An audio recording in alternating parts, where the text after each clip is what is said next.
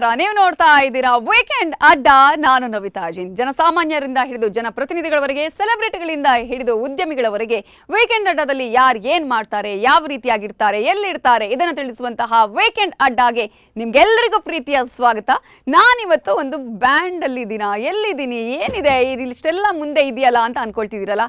Exactly correct. ಒಬ್ಬರ ಮಾತಿಗೆ ನಾನು ಇಲ್ಲಿಗೆ ಬಂದಿದ್ದೀನಿ, ಅವರ ಹಾಡುಗಳನ್ನು ಕೇಳೋದಕ್ಕೆ ನಾನು ಬಂದಿದ್ದೀನಿ. ಅವರು ಇಡೀ ವಿಶ್ವದಾದ್ಯಂತ ತಮ್ಮ ಜಾನಪದ ಭಾವಗೀತೆಗಳ ಮೂಲಕ ಪ್ರಸಿದ್ಧಿಯನ್ನು ಪಡೆದವರು, ಆ ಹಾಡುಗಳಿಗೆ ಇನ್ನಷ್ಟು ಮೆರುಗನ್ನು ಕೊಟ್ಟವರು. ಹಾಗಾದರೆ ಅವ್ರು ಯಾರು, ಏನು ಮಾಡ್ತಿದ್ದಾರೆ, ಅವರಿಗೆ ಅಲ್ಲಿ ರಿಹರ್ಸಲ್ ಮಾಡ್ತಾ ಇದ್ದಾರೆ.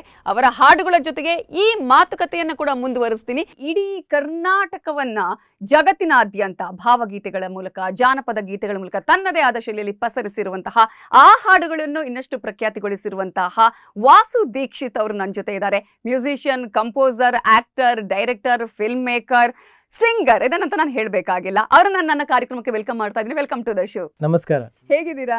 ಬಹಳ ಚೆನ್ನಾಗಿದ್ದೀನಿ, ಥ್ಯಾಂಕ್ ಯು. ಎಸ್, ನಿಮ್ಮ ಹಾಡುಗಳನ್ನ ಕೇಳ್ತಾ ಇದ್ರೆ ಎಲ್ಲರೂ ಕೂಡ, ಯಾರೇ ರೋಗ ಇದ್ರೂ ಕೂಡ ಅಥವಾ ಏನಾದರೂ ಅನಾರೋಗ್ಯ ಇದ್ರೂ ಕೂಡ ಅವರು ಒಂದಷ್ಟು ರೀತಿಯಲ್ಲಿ ನೆಮ್ಮದಿಯನ್ನು ಕಾಣ್ತಾರೆ ಅಂತ ಅಂದ್ಕೊಳ್ತೀನಿ. ನಿಮಗೆ ಆ ರೀತಿಯಾದಂತಹ ಒಂದು ವರವನ್ನ ದೇವರು ಕೊಟ್ಟಿದ್ದಾರೆ. ಹೇಗೆ ಜರ್ನಿ ಸ್ಟಾರ್ಟ್ ಆಯಿತು? ನಾವು ಆ್ಯಕ್ಚುಲಿ 2002ರಲ್ಲಿ ಮೈಸೂರಿನಲ್ಲಿ ನಾನು ನನ್ನ ಮೊದಲನೇ ಬ್ಯಾಂಡ್ ಸ್ಟಾರ್ಟ್ ಮಾಡಿದ್ದು, ಸ್ವರ ಆತ್ಮ. ಆ ಹೆಸರೇ ಕೇಳಕ್ಕೆ ಒಂಥರ ಖುಷಿ ಇದೆ. ಅಂದ್ರೆ ಸ್ವರ ಜೊತೆಗೆ ಆತ್ಮ ನಮ್ಮ ಒಳಗೆ ಇರುವಂತಹದ್ದು ಅಂತ ಹೇಳಿ, ಅದ್ರ ಬಗ್ಗೆ ಹೇಳೋದಾದ್ರೆ ಈ ಹೆಸರು ಇಟ್ಟಿದ್ದು ನಮ್ಮ ಹಳೆ ಬ್ಯಾಂಡ್ ಮೇಟ್ ಅಭಿನಂತ್ ಕುಮಾರ್ ಅವರು. ಅವರ ಒಂದು ಐಡಿಯಾ ಏನಂದರೆ, ಎಲ್ಲ ಸ್ವರದಲ್ಲಿ ಒಂದು ಆತ್ಮ ಇದೆ, ಮತ್ತು ಎಲ್ಲರ ಆತ್ಮದಲ್ಲೂ ಒಂದು ಸ್ವರ ಇದೆ. ಸೊ ಇದು ಎರಡರ ಮಿಲನ ಆದಾಗ ಸ್ವರಾತ್ಮ ಆಗುತ್ತೆ ಅಂತ. ಸೊ ಹಾಗಾಗಿ the credit goes to Abhinanth Kumar. ಈ ನಮ್ಮ ಬ್ಯಾಂಡ್ ಹೆಸರಿಟ್ಟಿದ್ದು ಅದು 2002ರಲ್ಲಿ ನಾನು ಸ್ಟಾರ್ಟ್ ಮಾಡಿದ್ದು. ಹಾಗೆ ನಾನು ಮಾಡ್ತಾ 2017ರಲ್ಲಿ ನನ್ನ Vasu Dikshit collective band start ಮಾಡಿದೆ. ಅದರಲ್ಲಿ ನಾನು ಪುರಂದರದಾಸರು, ಬಸವಣ್ಣ, ಕಬೀರ್, ಹಲವಾರು ಇನ್ನಷ್ಟು ಕಂಟೆಂಪ್ರರಿ ಪೋಯಿಟ್ಸ್ ಯಾರಿದ್ದಾರೆ ಅವ್ರದ್ದೆಲ್ಲ ಪದಗಳನ್ನು ನಾನು ಹಾಡಿನ ಮೂಲಕ ವ್ಯಕ್ತಪಡಿಸ್ತೀನಿ. ಎಸ್, ಈಗ ನಾವು ಗಮನಿಸಿದ್ವಿ ಅಂದರೆ ರ್ಯಾಪ್ ರೀತಿಯಲ್ಲೇ ಜಾಸ್ತಿ ಆಗಿರುವಂತಹ ಸಂದರ್ಭದಲ್ಲಿ ನಮ್ಮ ಪುರಂದರದಾಸರಾಗಿರ್ಬೋದು, ಕನಕದಾಸರುಗಳನ್ನ ಹಾಡುಗಳನ್ನು ಕೇಳುವಂತಹ ನಿಟ್ಟಿನಲ್ಲಿ ಅದೇ ಒಂದು ರೀತಿಯ ಶೈಲಿಯ ಮೂಲಕ ಹಾಡುವಂತಹ ಒಂದು ಪ್ರಯತ್ನವನ್ನು, ಅದನ್ನು ಜನರಿಗೆ ತಿಳಿಸುವಂತಹ ಪ್ರಯತ್ನ, ಈ ಥಾಟ್ ಹೇಗೆ ಬಂತು, ಯಾವ ರೀತಿಯಾಗಿ ಬಂತು? ಜೊತೆಗೆ ನಿಮ್ಮ ಈ ಒಂದು ಹಾಡುಗಾರಿಕೆಯ ಲೈಫ್ ಜರ್ನಿಯ ಬಗ್ಗೆ ನೋಡೋದಾದ್ರೆ, ನಾನು ಚಿಕ್ಕ ವಯಸ್ಸಿಂದನೂ ಮೈಸೂರಿನಲ್ಲಿ ಹುಟ್ಟು ಬೆಳೆದಿದ್ದು. ಮೈಸೂರಿನಲ್ಲಿದ್ದಾಗ ನಿಮ್ಗೆ ಗೊತ್ತಾಗೆ ಅದು ಒಂದು ಸಾಂಸ್ಕೃತಿಕ ನಗರಿ ಅಂತ ನಾವು ಹೇಳ್ಬೋದು. ನಾವು ಬೆಳಗ್ಗೆ ಎದ್ದಾಗ್ಲಿಂದನೂ ಸಂಜೆ ಮನೆಗೆ ಬಂದಮೇಲಿಂದ ಆಗದಾಗ್ಲೂ ಏನಾದರೂ ಒಂದು ಕಾರ್ಯಕ್ರಮ, ಏನಾದರೂ ಒಂದು ಸಂಗೀತ ಇಲ್ಲ ನೃತ್ಯ, ಥಿಯೇಟರ್, ಯಾವುದಾದ್ರೂ ಒಂದು ಕಾರ್ಯಕ್ರಮದಲ್ಲಿ ಭಾಗವಹಿಸಕ್ಕೆ ಮನೆಯಲ್ಲಿ ಸ್ಫೂರ್ತಿ ಕೊಡ್ತಾ ಇದ್ರು. ನಿಮ್ಮ ಮನೇಲಿ ಮೊದಲೇ ಸಪೋರ್ಟ್ ಇದೆ? ಅಣ್ಣ ಬೇರೆ ಇದ್ದಾರೆ, ಅದಕ್ಕಿಂತ ಮುಂಚೆ ನೀವು ಚಿಕ್ಕಂದಿನಿಂದಲೂ ಕೂಡ ಇದೆ? ಹೌದು, ತುಂಬಾ ಚಿಕ್ಕ ವಯಸ್ಸಿಂದಾನೇ ಬೆಳಗ್ಗೆ ಆದ್ರೆ ನಮ್ಮ ತಂದೆ ಒಂದು ರೇಡಿಯೋ ಹಾಕೋದು, ಇಲ್ಲ ಶ್ಲೋಕಗಳು ಹಾಕೋದು, ಇದೆಲ್ಲ ಮಾಡ್ತಾ ಇದ್ರು. ಭಾನುವಾರ ಆದ್ರೆ ನಮ್ಮ ತಾಯಿ ತಂಬೂರಿ ತಗೊಂಡು ಮನೆಯಲ್ಲಿ ಹಾಡೋರು. ಅಂದ್ರೆ ಅವರು ಪ್ರೊಫೆಷನಲ್ ಅಲ್ಲ, ಬಟ್ ಕಲ್ತಿದ್ದಾರೆ, ಅವರು ಶಾಸ್ತ್ರೀಯ ಸಂಗೀತ ಕಲ್ತಿದ್ದಾರೆ. ಸೊ ಅವ್ರಿಗೆಲ್ಲ ಏನಂದ್ರೆ, ಯಾವುದೋ ಒಂದು ಈ ತರ ಒಂದು ಕಲ್ಚರಲ್ ಆಕ್ಟಿವಿಟೀಸ್ ನಲ್ಲಿ ಮಕ್ಕಳು ಬೆಳೆದ್ರೆ ಅವ್ರಿಗೆ ಒಳ್ಳೇದಾಗತ್ತೆ ಅನ್ನೋ ಒಂದು ಇದರಲ್ಲಿ. ಅದೇ ರೀತಿ ನಾವು ಯಾವಾಗ ಇದನ್ನ ಪ್ರೊಫೆಷನ್ ತಗೋಬೇಕು ಅಂದ್ರೆ ಅವಾಗ ಅವ್ರಿಗೆ ಸ್ವಲ್ಪ ಹೆದರಿಕೆ, ಯಾಕೆ ನೀವು ಇದನ್ನ ಪ್ರೊಫೆಷನ್ ಆಗಿ ತಗೋತೀರಾ ಅನ್ನೋದ. ಬಟ್ ಅದರಲ್ಲಿ ನಮ್ಮ ಕಾನ್ಫಿಡೆನ್ಸ್ನ ನಾವು ತೋರಿಸಿದ ಮೇಲೆ ಅವ್ರಿಗೂ ಸ್ವಲ್ಪ ಧೈರ್ಯ ಬಂದು ನಾವು ಆಮೇಲೆ ಅದನ್ನ ಪ್ರೊಫೆಷನಲ್, ಯಾಕೆಂದ್ರೆ ಇದರಲ್ಲಿ ಬರ್ತಾ ಇರೋಂಥ ಖುಷಿ ಬೇರೆ ಯಾವುದ್ರಲ್ಲೂ ಸಿಗ್ತಾ ಇರಲಿಲ್ಲ. ಸೊ ಅದರಿಂದ ಯಾಕೆ ಇದನ್ನೇ ಮಾಡಬಾರ್ದು ಅನ್ನೋ ಒಂದು ಐಡಿಯಾನಲ್ಲಿ ಅದೇ ದಾರಿನ ಇಟ್ಕೊಂಡು ಇವತ್ತು ಪ್ರೌಡ್ ಪ್ರೊಫೆಷನಲ್ ಮ್ಯೂಸಿಷಿಯನ್ ಅಂತ ಹೇಳ್ಬೋದು. ಡೆಂಟಿಸ್ಟ್ ಆಗ್ಬೇಕಾದವರು ಈಗ ಈ ರೀತಿಯ ಪ್ರೊಫೆಷನಲ್ ಇದೀರಿ ಅಂತ ಹೇಳಿ. ಖಂಡಿತ. ನಮ್ಮ ತಾಯಿಗೆ ನಾನು ಡಾಕ್ಟರ್ ಆಗ್ಬೇಕಂತ ತುಂಬಾ ಆಸೆ ಇತ್ತು. ಕಡೆ ಪಕ್ಷ ಒಂದು ಡೆಂಟಿಸ್ಟ್ ಆದ್ರೂ ಆಗು ಅಂತ ಹೇಳಿದ್ರು. ಬಟ್ ಡೆಂಟಿಸ್ಟ್ ಆಗಿಲ್ಲ, ಬಟ್ ಆದಷ್ಟು ಜನರಿಗೆ ಸಂತೋಷನ ತರಕ್ಕೆ ಪ್ರಯತ್ನ ಪಡ್ತೀನಿ. ಎಸ್, ನಿಮ್ಮ ಪ್ರಕಾರ ಸಂಗೀತ ಅಂದ್ರೆ, ಯಾಕಂದ್ರೆ ಯಾವಾಗಲೂ ಕೂಡ ನಿಮ್ಮ ಜೊತೆ ಗಿಟಾರ್ ಇದ್ದೇ ಇರುತ್ತೆ, ಎಲ್ಲಿ ಹೋದ್ರೂ ಕೂಡ ಗಿಟಾರ್ ಜೊತೆಗೆ, ಅದು ಇಂತಹದ್ದೇ ಒಂದು ಪ್ಲಾಟ್ಫಾರ್ಮ್ ಅಂತ ಬೇಕಿಲ್ಲ, ಅಥವಾ ಈ ರೀತಿಯ ಒಂದು ಸ್ಟೇಜ್ ಅಂತ ಬೇಕಿಲ್ಲ, ಎಲ್ಲಿ ಬೇಕಾದ್ರೂ ನಾವು ಹಾಡನ್ನ ಹಾಡಬಹುದು ಅಂತ ಹೇಳಿ. ಈ ಒಂದು ಗಿಟಾರ್ ಮತ್ತು ನಿಮ್ಮ ಸಂಬಂಧ, ಹಾಡು ಮತ್ತು ನಿಮ್ಮ ಸಂಬಂಧ, ಸಂಗೀತ ಅಂದ್ರೆ ಏನು? ಆ್ಯಕ್ಚುಲಿ ನಿಜವಾಗ್ಲೂ ಹೇಳಬೇಕಂದ್ರೆ, ನಾನು ಯಾವಾಗಲೂ ಕಂಪೋಸ್ ಮಾಡಬೇಕು ಅಥವಾ ಏನಾದರೂ ಒಂದು ಹೊಸದ್ರ ಸೃಷ್ಟಿ ಮಾಡಬೇಕಂದ್ರೆ ಗಿಟಾರ್ ಇರಲೇಬೇಕಂತ ಏನಿಲ್ಲ. ಈಗ ನಮ್ಮಲ್ಲಿ ಸುಮಾರು ಡಿವೈಸಸ್ ಇದೆ, ಗ್ಯಾಡ್ಜೆಟ್ಸ್ ಇದೆ, ಎಲ್ಲಿ ನಮಗೆ ಸ್ಫೂರ್ತಿ ಸಿಗುತ್ತೆ ಅಲ್ಲಿ ರೆಕಾರ್ಡ್ ಮಾಡೋಕ್ಕೆ ಒಂದು ಚಾನ್ಸ್ ಇದೆ. ನಾನು ಆದಷ್ಟು ಎಲ್ಲಿ ನನಗೆ ಯೋಚನೆ ಇರೋದಿಲ್ಲ. ಅಂದರೆ ಫಾರ್ ಎಕ್ಸಾಂಪಲ್ ಟ್ರಾವೆಲ್ ಮಾಡುವಾಗ ಎಲ್ಲ ಬಿಟ್ಟು ಹೋಗ್ತಾ ಇರ್ತೀವಿ. ಸೊ ಆವಾಗ ಆ ಥರ ಒಂದು ಖಾಲಿ ಮೈಂಡ್ ಇರುವಾಗ ಒಂದು ಹೊಸ ಸೃಷ್ಟಿ ಮಾಡೋದಕ್ಕೆ ಒಂದು ಸ್ಫೂರ್ತಿ ಸಿಗುತ್ತೆ. ಏಕೆಂದರೆ ಬುದ್ಧ ಹೇಳ್ದಾಗೆ ಬೌಲ್ ಖಾಲಿ ಇದ್ದಾಗ ಅದರಲ್ಲಿ ನಾವೇನಾದ್ರು ತುಂಬಿಸ್ಬೋದು, ಅದರಲ್ಲಿ ಆಲ್ರೆಡಿ ತುಂಬಿದ್ರೆ ಇನ್ನು ತುಂಬಿಸೋದಕ್ಕೆ ಕಷ್ಟ. ಸೊ ಹಾಗಾಗಿ ನಮ್ಮ ಮನಸ್ಸು ಯಾವಾಗ ಖಾಲಿ ಇರುತ್ತೆ ಅಲ್ಲಿ ಹೊಸದೇನಾದರೂ ಸೃಷ್ಟಿ ಮಾಡೋದಕ್ಕೆ ಒಂದು ಚಾನ್ಸ್. ಓಕೆ, ವೀಕೆಂಡಲ್ಲಿ ನಾರ್ಮಲ್ ಆಗಿ ಎಲ್ಲಿ ಹೋಗ್ತೀರಿ, ಎಲ್ಲಿ ಇರ್ತೀರಿ, ಹೇಗಿರುತ್ತೆ ನಿಮ್ಮ ವೀಕೆಂಡ್? ಯೂಶ್ವಲಿ ಎಲ್ಲ ಅದನ್ನೇ ಕೇಳ್ತಾರೆ, ವೀಕೆಂಡಲ್ಲಿ ಏನು ಮಾಡ್ತೀರಾ, ಎಲ್ಲಿ ಹೋಗ್ತೀರಾ ಅಂತ. ಆ್ಯಕ್ಚುಲ್ ನಮ್ಮ ವೀಕೆಂಡೇ ಜಾಸ್ತಿ ಕೆಲಸ, ಏಕೆಂದರೆ ವೀಕೆಂಡೇ ನಮ್ಮ ಪರ್ಫಾರ್ಮೆನ್ಸ್ ಇರುತ್ತೆ. Most often Friday, Saturday, Sunday ನಮ್ಮ ಪ್ರೋಗ್ರಾಮ್ಸ್ ಇರುತ್ತೆ. ಅದೇ ಎಲ್ಲೇ ಇರ್ಬೋದು, ಒಂದು ಮ್ಯೂಸಿಕ್ ಫೆಸ್ಟಿವಲ್ ಇರ್ಬೋದು, ಕಾರ್ಪೊರೇಟ್ ಶೋ ಇರ್ಬೋದು, ಇಲ್ಲ ಕಾಲೇಜ್, ಸ್ಕೂಲ್ ಎಲ್ಲ ಕಡೆ ಪರ್ಫಾರ್ಮ್ ಮಾಡ್ತೀವಿ. ಸೊ ಯೂಶ್ವಲಿ ವೀಕೆಂಡ್ಸೇ ನಾವು ತುಂಬ ಬ್ಯುಸಿ, ವೀಕೆಂಡ್ಸೇ ನಮ್ಮ ಕೆಲಸ. ಓಕೆ, ಹೇಗೆ ಈ ರೀತಿಯ ಶೈಲಿಯಲ್ಲೂ ಕೂಡ ನಾವು ಈ ಒಂದು ಸಂಗೀತವನ್ನು ಜನರಿಗೆ ತಲುಪಿಸಬಹುದು?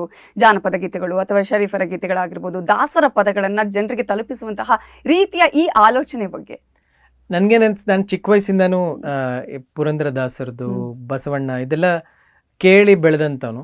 ಸೊ ಇದು ಇನ್ನಷ್ಟು ಜನರಿಗೆ ಮುಟ್ಟಬೇಕು, ಈಗಿನ ಜನರಿಗೆ. ಈಗ ಫಾರ್ ಎಕ್ಸಾಂಪಲ್ ನಾವು ಅದೇ ಶಾಸ್ತ್ರೀಯ ಸಂಗೀತದಲ್ಲಿ ಬಹಳ ಭಾವ ಇದೆ, ಬಟ್ ಅದು ಈಗಿನ ಜನ್ರೇಷನ್ನವ್ರಿಗೆ ಅಷ್ಟು ಮುಟ್ತಾ ಇಲ್ಲ. ಈವನ್ ಜನಪದ ಗೀತೆನೂ ಆಗಿರ್ಬೋದು, ಅದೇ ನಾವು ಜಸ್ಟ್ ಒಂದು ತಂಬೂರಿ ಇಟ್ಕೊಂಡು ಹಾಡಿದ್ರೆ ಅದು ಜನರಿಗೆ ಅಷ್ಟು ಅಪೀಲ್ ಆಗ್ತಾ ಇಲ್ಲ. ಬಟ್ ಆ ಒಂದು ಸೊಗಡು, ಆ ಒಂದು ಬೇರನ್ನೇ ನಾವು ಇಟ್ಕೊಂಡು ಯಾವ ರೀತಿ ಒಂದು ಮ್ಯೂಸಿಕಲಿ ಅಥವಾ ಅದು ಪ್ರೆಸೆಂಟೇಷನ್ನ ನಾವು ಇನ್ನಷ್ಟು ಕಂಟೆಂಪ್ರರಿ, ಇನ್ನಷ್ಟು ಮಾಡರ್ನ್ ಜನರಿಗೆ ಯಾವ ರೀತಿ ಮುಟ್ಸ್ಬೋದು ಅನ್ನೋದು ನನ್ನ ಪ್ರಯತ್ನ. ಏಕೆಂದರೆ ಇವು ಎಲ್ಲ ಪದಗಳಲ್ಲಿ ಒಳ್ಳೆ ಭಾವ ಇದೆ, ಒಳ್ಳೆ ಅರ್ಥ ಇದೆ. ನಾನು ತಗೊಳ್ಳುವಂತಹ ಎಲ್ಲ ಪದಗಳು ಏನಾದರೂ ಒಂದು ಸಾಮಾಜಿಕ ಇಲ್ಲ ಫಿಲಾಸಫಿಕಲ್, ಸ್ಪಿರಿಚುವಲ್ ಮೀನಿಂಗ್ ಇರೋವಂಥ ಹಾಡುಗಳನ್ನೇ ನಾನು ತಗೋತೀನಿ. ಈಗಿನ ಬರ್ತಾ ಇರೋ ಹಾಡುಗಳನ್ನೇ ನೀವು ನೋಡಿದ್ರೆ ಬರೀ ಕಾರು, ನಿನ್ನ ಹೈ ಹೀಲ್ಸು, ನಿನ್ನ ಲಿಪ್ಸ್ಟಿಕ್ಕು, ಇದು ಈ ಥರ ಒಂದು ಮೆಟೀರಿಯಲಿಸ್ಟಿಕ್ ವರ್ಲ್ಡಲ್ಲಿ ನಾವು ಹೋಗ್ತಾ ಇದ್ದೀವಿ. ಅಂಥ ಟೈಮ್ನಲ್ಲಿ ಇಂಥ ಪದಗಳು, ಇಂಥ ಅರ್ಥಗಳು ಬಹಳ ಮುಖ್ಯ ಆಗುತ್ತೆ. ಏಕೆಂದರೆ ಮನುಷ್ಯ ತಾನೇನು ಅಂತ ಅರ್ಥ ಮಾಡ್ಕೊಳ್ಳೋಕ್ಕೆ ನಮ್ಮೊಳಗೆ ನಾವು ಇಳಿಬೇಕು. ಆ ಇಳಿಯೋದಕ್ಕೆ ಈ ಹಾಡುಗಳು, ಈ ಪದಗಳೆಲ್ಲ ಒಂದು ದಾರಿ, ಒಂದು ಧ್ಯೇಯ, ಒಂದು ಶಕ್ತಿ ಅಂತ ನಾವು ಹೇಳ್ಬೋದು. ಆದ್ದರಿಂದ ಈ ಹಾಡುಗಳ ಮೂಲಕ ನಾವು ನಮ್ಮನ್ನು ನಾವು ಇನ್ನಷ್ಟು ಅರ್ಥ ಮಾಡ್ಕೊಳ್ಳೋಣ ಅನ್ನೋ ಒಂದು ಪ್ರಯತ್ನ. ಎಸ್, ಈಗ ಫೈನ್ ಆರ್ಟ್ಸ್ ಕೂಡ ಮಾಡಬೇಕು ಅನ್ನುವಂಥ ಪ್ರಯತ್ನ ಅಂದರೆ ಇತ್ತು ನಿಮ್ಮ ಕಾಲೇಜ್ ಡೇಸಲ್ಲಿ.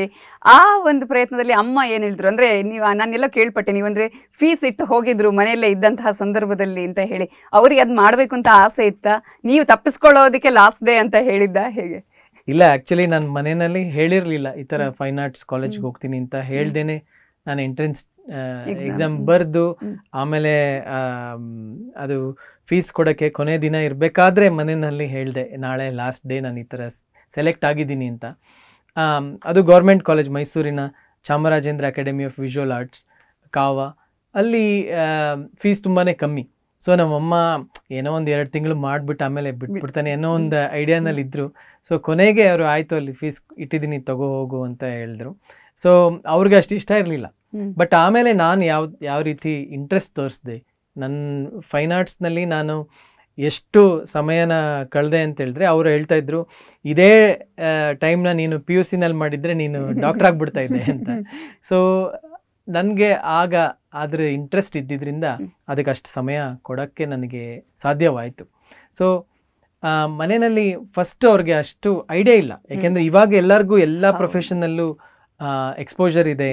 ಈಗಿನ ಮಕ್ಕಳು ಯೂಟ್ಯೂಬರ್ ಆಗಬೇಕಂತಾರೆ, ಇನ್ನು ಯಾರೋ ಬ್ಲಾಗರ್ ಆಗಬೇಕಂತಾರೆ. ಸೊ ಬೇರೆ ಬೇರೆ ಪ್ರೊಫೆಷನ್ಗೆ ಎಕ್ಸ್ಪೋಜರ್ ಇದೆ. ಆವಾಗ ಅಷ್ಟು ಇರಲಿಲ್ಲ. ಬಟ್ ನಮಗೆ ಇದ್ರ ಮೇಲೆ ಕಾಳಜಿ ಇದ್ದಿದ್ದರಿಂದ ಇದನ್ನೇ ಮಾಡಬೇಕಂತ ನಾನು ಒಂಥರ ಬ್ಲೈಂಡ್ ಫೋಲ್ಡೆಡ್ ಡೈವ್ ಅಂತ ಹೇಳ್ಬೋದು. ಸಣ್ಣ ಏಜಿಂದನೂ ಈ ಥರದ್ದೇ ಇರಬೇಕು ಅಂತ ಒಂದು ಗುರಿ ಇತ್ತಾ ನಿಮಗೆ? ಸಣ್ಣ ಏಜಿಂದಾನು ನಾನು ಒಂಥರ ಚೇಷ್ಟೇನೆ. ಯಾವುದು ಹಿಂಗೆ ಮಾಡು ಅಂದರೆ ಹಂಗೆ ಮಾಡೋದಿಲ್ಲ, ಅದನ್ನ ಇನ್ಯಾವುದೋ ರೀತಿನಲ್ಲಿ ಮಾಡುವಂಥ ಒಂದು ಕಿರಿಕ್ ತಲೆ ನಮ್ಮದು. ಓಕೆ, ಸೊ ಈ ಹಾಡಿನ ಮೂಲಕ ಈಗ ಅದು ಬೇರೆ ರೀತಿಯಲ್ಲಿ ಬರ್ತಾ ಇದೆ ಅಂತ ಹೇಳಿ ಜನರಿಗೆ ಇಷ್ಟ ಆಗ್ತಾ ಇದೆ. ಈಗ ನಾನು ಆಗಲೇ ಹೇಳಿದೆ, ಒಂದಷ್ಟು ಹಾಡುಗಳನ್ನು ಕೂಡ ನಾವು ಕೇಳುವಾಗ ಬೇರೆ ಬೇರೆ ಭಾಗದಿಂದ ಜನ ಕೇಳ್ತಾರೆ. ನಾನು ಕೇಳಪಟ್ಟ ಹಾಗೆ ಅಂದ್ರೆ ನೀವು ವಿದೇಶದಲ್ಲಿ ಮಾಡಿದಾಗಲೂ ಕೂಡ ಕನ್ನಡದ ಅಲ್ಲದವರು ಕೂಡ ಈ ಒಂದು ಹಾಡುಗಳನ್ನ ಹೇಳ್ತಾ ಇದ್ರು ಅಂತ, ಅದನ್ನ ನೋಡಿದಾಗ ಏನು ಅನ್ಸುತ್ತೆ? ಬಹಳ ಸಂತೋಷ ಆಗುತ್ತೆ. ಯಾಕೆಂದ್ರೆ ಜಸ್ಟ್ ಕನ್ನಡನ ನಾನೇನು ಪ್ರೊಪಗೇಟ್ ಮಾಡ್ತಾ ಇದ್ದೀನಿ ಅನ್ನೋ ಒಂದು ಹೆಮ್ಮೆ ಒಂದು ಕಡೆ ಇದೆ. ಬಟ್ ಸಂಗೀತ ಭಾಷೆಗಳನ್ನೆಲ್ಲ ಮೀರಿ, ಅದು ಕನ್ನಡ, ಹಿಂದಿ, ತಮಿಳ್ ಯಾವುದೇ ಆಗಿರ್ಬೋದು, ಎಲ್ಲ ಭಾಷೆನ ಮೀರಿ ಇನ್ನೊಬ್ಬರ ಮನಸ್ಸನ್ನ ಮುಟ್ಟುವಂತಹ ಒಂದು ಬಹು ದೊಡ್ಡ ಒಂದು ಬ್ರಿಡ್ಜ್ ಅಂತ ಹೇಳ್ಬೋದು. ಸೊ ನನ್ನ ಸಂಗೀತ ಅಂತಲ್ಲ, ಸಂಗೀತ ನನಗೆ ಅದೊಂದು ಮೀಡಿಯಮ್ ಅಷ್ಟೇ, ಜನರನ್ನ ಇನ್ನಷ್ಟು ಮೀಟ್ ಮಾಡೋದಕ್ಕೆ. ಸೊ ಹಾಗಾಗಿ ಸಂಗೀತ ಇಟ್ಸ್ ಲೈಕ್ ಬಿಗ್ಗೆಸ್ಟ್ ರಿಲಿಜನ್ ಅಂತ ಹೇಳ್ಬೋದು. ಯಾವುದೇ ಒಂದು ಭಾಷೆ ಇಲ್ಲ, ಅಥವಾ ಯಾರು ಹಾಡ್ತಾ ಇದ್ದಾರೆ, ಯಾರು ಕೇಳ್ತಾ ಇದ್ದಾರೆ, ಅದನ್ನೆಲ್ಲ ಮರೆತು ನಮ್ಮೆಲ್ಲರನ್ನೂ ಒಂದು ಮಾಡುವಂತಹ ಒಂದು ದೊಡ್ಡ ಮೀಡಿಯಮ್. ಆದ್ದರಿಂದ ನಾನು ಇನ್ನೂ ಚಿಕ್ಕ ಒಂದು ಸ್ಟೂಡೆಂಟ್ ಆಫ್ ಮ್ಯೂಸಿಕ್ ಅಂತ ಹೇಳ್ಬೋದು. ಈ ಮೊನ್ನೆನೂ ನಾನು ಮಾತಾಡ್ತಾ ಇದ್ದೆ ನನ್ನ ಹೆಂಡತಿ ಜೊತೆ. ಆ್ಯಕ್ಚುಲಿ ನನಗೇನು ಗೊತ್ತಿಲ್ಲ ಸಂಗೀತದಲ್ಲಿ, ಸಂಗೀತ ಲೋಕದಲ್ಲಿ ನನಗೆ ಗೊತ್ತಿರೋದು ತುಂಬಾ ಕಮ್ಮಿ. ಬಟ್ ಇಷ್ಟು ಕಮ್ಮಿ ಗೊತ್ತಿರೋದ್ರಲ್ಲಿ ನನಗೇನೆ ಕೆಲವು ಸಲ ಸರ್ಪ್ರೈಸ್ ಆಗುತ್ತೆ. ಓ, ಈ ಥರನೂ ಹೇಳ್ತಾ ಇದ್ದಾರೆ ಜನ ಇಷ್ಟಪಡ್ತಾ ಇದ್ದಾರೆ ಅನ್ನೋದು ಬಹಳ ಸಂತೋಷ ಆಗುತ್ತೆ. ಅದೇ ರೀತಿ ಆಶ್ಚರ್ಯನೂ ಆಗುತ್ತೆ. ಓಕೆ, ನಿಮ್ಮ ಫ್ಯಾಮಿಲಿ ಈಗ ನಿಮ್ಮ ಮನೆಯವರಿಗೆ ಆ ನಂತರ ಗೊತ್ತಾಯ್ತು. ನಿಮ್ಮ ವೈಫ್ ಬಗ್ಗೆ ಮಾತನಾಡೋದಂದ್ರೆ ಅವರು ಎಷ್ಟು ಸಪೋರ್ಟಿವ್ ಆಗಿದ್ದಾರೆ? Wife is my biggest inspiration. ಅವರು ಕರ್ನಾಟಕ ಶಾಸ್ತ್ರೀಯ ಸಂಗೀತ ಕಲ್ತಿದ್ದಾರೆ, ಮತ್ತೆ ನ್ಯಾಷನಲ್ ಅವಾರ್ಡ್ ಗೆದ್ದಿದ್ದಾರೆ. ನಾತಿಚರಾಮಿ ಫಿಲ್ಮ್ಗೆ ಮ್ಯೂಸಿಕ್ ಮಾಡಿ ಹಾಡಿ ಅದರಲ್ಲಿ ಅವ್ರಿಗೆ ನ್ಯಾಷನಲ್ ಅವಾರ್ಡ್ ಬಂದಿದೆ. ಹಾಗೆ ತಮಿಳಲ್ಲೂ ಅವರು ಫಿಲ್ಮ್ ಮ್ಯೂಸಿಕ್ ಡೈರೆಕ್ಷನ್ ಮಾಡಿದ್ದಾರೆ. ಮತ್ತು ಬಹಳ ಸಂಗೀತನ ತುಂಬ ಆಳವಾಗಿ ಅರ್ಥ ಮಾಡಿಕೊಂಡು ಹಾಡುವಂಥ ಒಬ್ಬ ಕಲಾವಿದೆ ಅವರು. ಅವ್ರ ಜೊತೆ ಇದ್ದೇನೆ ನನಗೆ ಬಹಳ ಇನ್ಸ್ಪಿರೇಷನ್. ಸೊ ಡೆಫಿನೆಟ್ಲಿ ನನ್ನ ಮ್ಯೂಸಿಕ್ಗೂ ನನಗೆ ಬೇರೆ ಜನರು ಕೇಳೋದಕ್ಕೆ ಮುಂಚೆ ಫಸ್ಟ್ ಅವಳನ್ನ ಕೇಳಿಸಿ, ಅವಳು ಓಕೆ ಅಂದ್ರೆ ಮಿಕ್ಕಿದ್ದೆಲ್ಲ ಓಕೆ. ಸರಿ ತಪ್ಪುಗಳು ಹೇಳ್ತಾರೆ,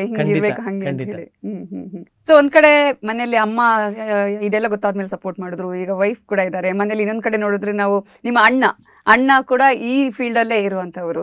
ಸೊ ನೀವೆಲ್ಲ ಮೊದಲಿಂದಲೂ ಕೂಡ ಇದ್ರ ಬಗ್ಗೆ ಚರ್ಚೆಗಳನ್ನ ಮಾಡೋದು, ಹಾಡುಗಳ ಬಗ್ಗೆ. ಯಾಕಂದ್ರೆ ಕೆಲವೊಂದು ಸಂದರ್ಭದಲ್ಲಿ ನಾವು ಫ್ಯಾಮಿಲಿ ಇದ್ರೂ ಕೂಡ ಕಾಂಪಿಟೇಷನ್ ಕೂಡ ಇರುತ್ತೆ. ನಿಮ್ಮ ಫ್ಯಾಮಿಲಿಲಿ ನಿಮ್ಮ ಅಣ್ಣ ತಮ್ಮನ ಸಂಬಂಧ ಯಾವ ರೀತಿಯಾಗಿದೆ? ಆಕ್ಚುಲಿ ನಾವು ಸೇರಿದಾಗ ಮ್ಯೂಸಿಕ್ ಬಗ್ಗೆ ಜಾಸ್ತಿ ಮಾತಾಡೋದಿಲ್ಲ. ಅಫ್ಕೋರ್ಸ್ ನಮ್ಮ ಮ್ಯೂಸಿಕ್ ಬಗ್ಗೆ ಏನ್ ನಡೀತಾ ಇದೆ, ಏನ್ ಮಾಡ್ತಾ ಇದೀವಿ ಅನ್ನೋದನ್ನ ಹಂಚ್ಕೊಂತೀವಿ. ಮತ್ತೆ ಹೊಸದ್ ಯಾವ್ದಾದ್ರು ಮ್ಯೂಸಿಕ್ ಕೇಳಿದ್ಯಾ, ನೀನ್ ಯಾವ್ದು ಕೇಳ್ತಾ ಇದೀಯಾ, ಈಗ ಯಾರು ನಿನ್ಗೆ ಇಷ್ಟ ಅನ್ನೋದನ್ನ ಕೆಲವು ಶೇರ್ ಮಾಡ್ಕೊಂತೀವಿ. ಆದ್ರೆ ತುಂಬಾ ಪ್ರೊಫೆಷನಲ್ ಇದನ್ನ ತುಂಬಾ ನಾವು ಮಾತಾಡಕ್ ಹೋಗೋದಿಲ್ಲ. ಯಾಕೆಂದ್ರೆ ಅಣ್ಣ ತಮ್ಮ ಮೀಟ್ ಮಾಡಿದ್ರೆ ಅಣ್ಣ ತಮ್ಮ, ನಾವು ಬೇರೆ. ನೀವು ಚಿಕ್ಕಂದಿನಲ್ಲಿ ಕೂಡ ಮ್ಯೂಸಿಕ್ ಬಗ್ಗೆ ಇಬ್ರಿಗೂ ಕೂಡ ಒಲವಿತ್ತ? ನೀವಿಬ್ರು ಮಾತಾಡ್ತಿದ್ರ ಆಗ? ಆಕ್ಚುಲಿ ನಮ್ಮ ಅಣ್ಣ ಫಸ್ಟ್ ಭರತನಾಟ್ಯಂ ಕಲ್ತಿದ್ದು, ಅದಾದ್ಮೇಲೆ ನಾನ್ ಮ್ಯೂಸಿಕ್ ಕಲಿತಾ ಇದ್ದೆ. ಆಮೇಲೆ ಅವರು ಭರತನಾಟ್ಯಂ ಕಲಿಯುವಾಗ ಮ್ಯೂಸಿಕ್ ಕಲಿಬೇಕಾಗಿ ಬಂತು. ಸೊ ಹಾಗಾಗಿ ಒಟ್ಟಿಗೆ ಕ್ಲಾಸ್ಗೆ ಹೋಗ್ತಾ ಇದ್ವಿ. ಅವನು ತುಂಬ ಬೇಗ ಎಕ್ಸಾಮ್ ಎಲ್ಲ ಪಾಸ್ ಮಾಡ್ದ. ನನಗೆ ಎಕ್ಸಾಮ್ ಪಾಸ್ ಮಾಡಬೇಕು, ಏನೋ ಇದೆಲ್ಲ ಏನೋ ರ್ಯಾಂಕ್ ತಗೊಳ್ಬೇಕು ಈ ಥರ ಏನಿಲ್ಲ. ನನಗೆ ಕಲಿಬೇಕು, ಮಜವಾಗಿರ್ಬೇಕು, ಕೂಳೆ ಮಾಡ್ತಾ ಇರಬೇಕು, ಇದೇ ನನ್ನ ಒಂದು ಆಸೆ ಯಾವಾಗಲೂ.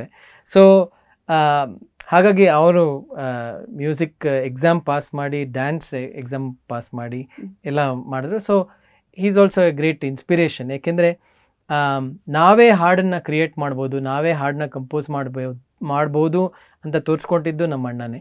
ಅದರಲ್ಲೂ ನಮ್ಮ ಜನಪದ ಹಾಡುಗಳು, ನಮ್ಮ ಕನ್ನಡದ ಹಾಡುಗಳು, ಇದನ್ನು ನಾವು ಬೇರೆ ಒಂದು ರೀತಿಯಲ್ಲಿ ವೆಸ್ಟರ್ನ್ ಇಂಟ್ರೆಸ್ಟ್ ಇರೋವಂಥವ್ರಿಗೂ ನಮ್ಮ ಹಾಡುಗಳನ್ನು ಹೇಗೆ ಮುಟ್ಟಿಸ್ಬೋದು ಅಂತ ತೋರಿಸ್ಕೊಟ್ಟಿದ್ದೆ ಅವರು. ಸೊ ಅದರಿಂದ is one of my biggest inspiration. ಕನ್ನಡಿಗರ ನೆಚ್ಚಿನ ನ್ಯೂಸ್ 18 ಕನ್ನಡ ಈಗ ವಾಟ್ಸ್ಆಪ್ನಲ್ಲೂ ಲಭ್ಯ.